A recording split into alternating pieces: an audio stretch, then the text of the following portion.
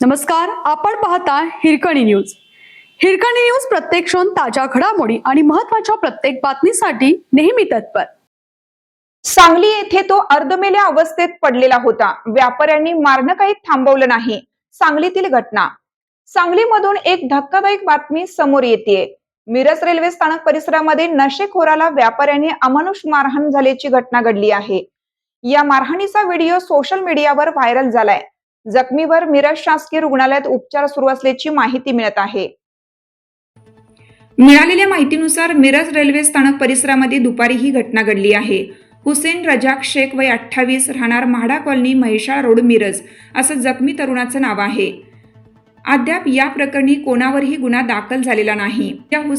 पण या हुसेन शेखला 3 ते 4 व्यापाऱ्यांनी लोखंडी रॉड लाट्या काठ्यांनी अमानुषपणे मारहाण केली.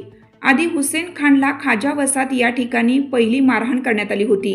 तिथे मारहाण केल्यानंतर त्याला परत मिरज रेल्वे स्थानक परिसरात आणून बेदम मारहाण करण्यात आली होती, अशी माहिती समोर आली आहे. व्हिडिओमध्ये स्पष्ट दिसतंय की हा तरुण अर्धमेल्या अवस्थेत रस्त्यावर पडलेला आहे.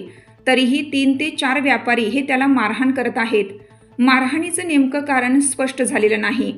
या मारहाणीनंतर स्थानिकांनी हुसेन शेख याला शासकीय रुग्णालयात उपचारासाठी दाखल केलं.